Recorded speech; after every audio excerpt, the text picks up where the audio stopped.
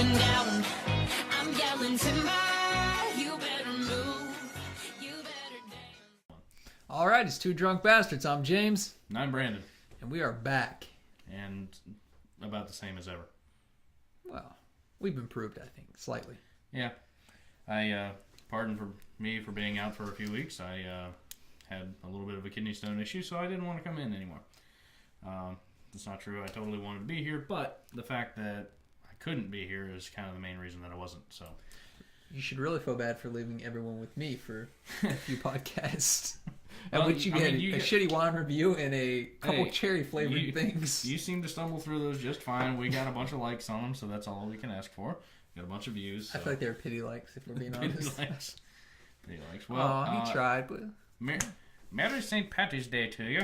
And in honor of St. Patty's Day, we have a couple of Irish ales. So I brought the Smithwick's Premium Irish Ale since 1710, so it's been around for a little while.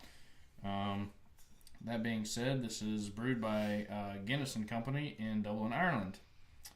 And it's a 4.5%. All right. So there's the Smithwick's. I have the Flying Dog. Uh-oh. Lucky SOB. It's a Irish red ale. It is, I'm looking for the content now, 5.5% alcohol by volume. Okay. And it says, why karma's biting you in the ass, it's kissing his. A prophet of prosperity, he's the guy you love to hate, and just when you think his fate's on the brink, that bastard's life falls right back into place. That bastard's life. This is my new favorite beer, I think.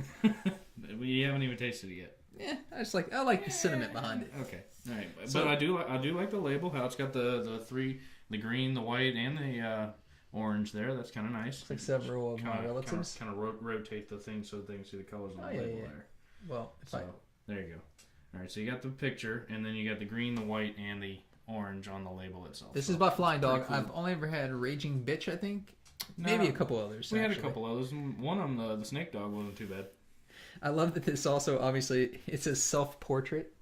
Okay. You really can't see on there, but it says self-portrait. It's pretty funny. This is a comical label, so... yeah, comical stuff. So, anywho, here you Exciting. Let's start with the Smithwicks. Smithwicks it is. Is this a twisty? No. Although you're strong enough, you almost twisted it off. That's all right. My hand will let me know about it later. That's what she said. So, here we go. I haven't had my chipped glass in a while. And now, I'm sorry. I was listening when you were speaking, but I've forgotten. This is just an ale, or is it a red ale? This is a Irish ale. Irish ale. So we like Irish ales. That is a 4.5%. Awesome. I'm slightly nervous. Yeah. Smells like a Irish ale. Does. Nice clean smell. Does smell pretty clean, but I guess if you've been around since 1710, you're not going to be making a crappy product. Well, you'd be out of business, right? You assume if you made a shitty product, you'd be out of business. Nice, kind of medium brown to dark brown. Yeah, but I mean, it's clear enough. It's not completely dark to where you can still see your finger through it. Though. It's dark, but not cloudy. Right. It's dark but clear. How's that? It doesn't seem overly foamy. Low head. Yeah. It's got a fairly decent pungent smell to it. Well, let's try Not too it out. bad. Cheers. Cheers.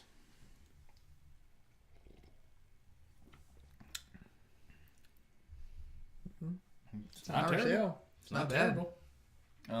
It's got that, is it weedy taste on the end? Yeah, kind of. Yeah, it definitely has a weedy something or other on the end. It's like an earthy taste that it kind of hits you after you take a drink. Kind of a little bit of an earthy.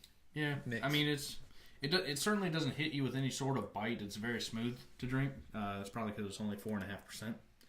Right. But overall, the flavor's not bad. It's full flavored for a 4.5%er. It's got nice full flavor. It's a really good Irish ale, to be honest with you. If I were going to grade it right now, which I'm going to, I would give it probably a 4. I think it's solid.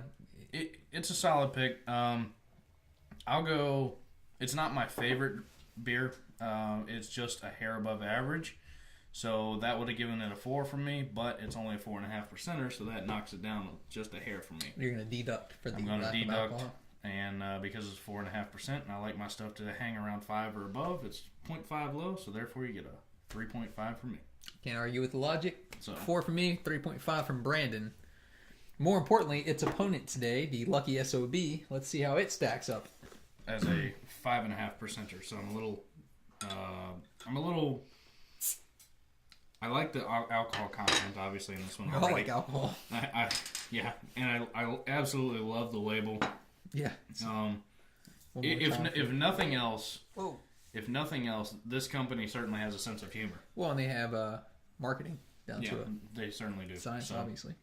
And they're local to here to us here in the DMV. They're right up in Frederick, Maryland. So the thing that I see right off the bat is this one's a little more caramel color, not nearly as dark to me. It's about a shade lighter. It's a shade lighter. It's still, it's still clear. It's fairly dark but clear. It's basically like a not bubbly soda color almost. It's like Coke, but not, carbonated. It has a much more pungent smell, though, than the Smithwicks. Yeah. There's what is that almost smell? a toffee or like a caramel note type of. Yeah. Does it say anything for what kind of hops are in it? Doesn't really mention it, but, well. An ale brewed with 4-leaf clovers. Okay, so maybe it's clover. Maybe it is. Maybe my nose is that far off, but it smells like toffee notes, sir. Let's try it. All right, cheers.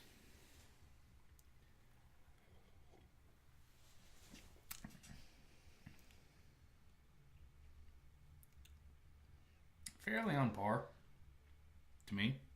It's got much more. It's as you're drinking it, both are very smooth. But then as you let the Flying Dog kind of sit in your mouth after you've drank it, you get the extra 1% bite. I think that's what it is.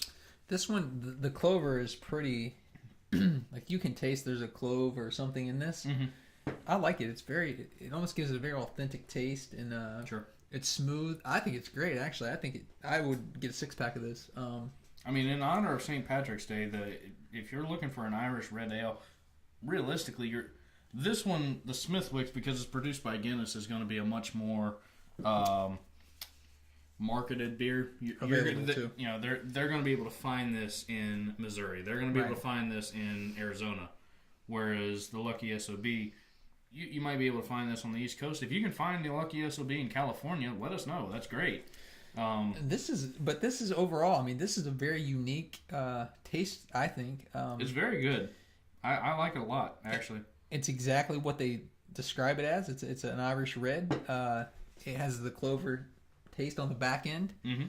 I think it's a 5, to be honest with you. For all intent and purposes, it delivers exactly what it advertises. I was hanging at a 4.5 just because I hate giving a solid 5 to beers.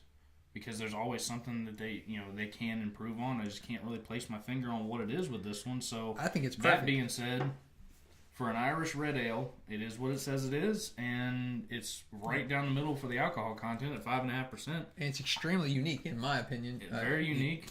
I think Flying Dog has a winner here. I think that they won out on this one. I would give it a solid 5 as well. So in the battle of the Irish ales, we got the Lucky SOB from Flying Dog. Well, if I could get this straight, everything seems backwards. But pretend that you're in a mirror. Lucky SOB by Flying Dog. If you get a chance, you can find it. It's excellent. If you're looking for an Irish inspired beer, it's perfect. It's a 5 from me, a 5 from Brandon. So that means it's a 5 overall. If you aren't already. Like us on Facebook at 2 Drunk Bastards Radio. Check us out on Twitter at the number 2 Drunk Radio, and check out our website www.twodrunkbastardsradio.com. And the bastards are...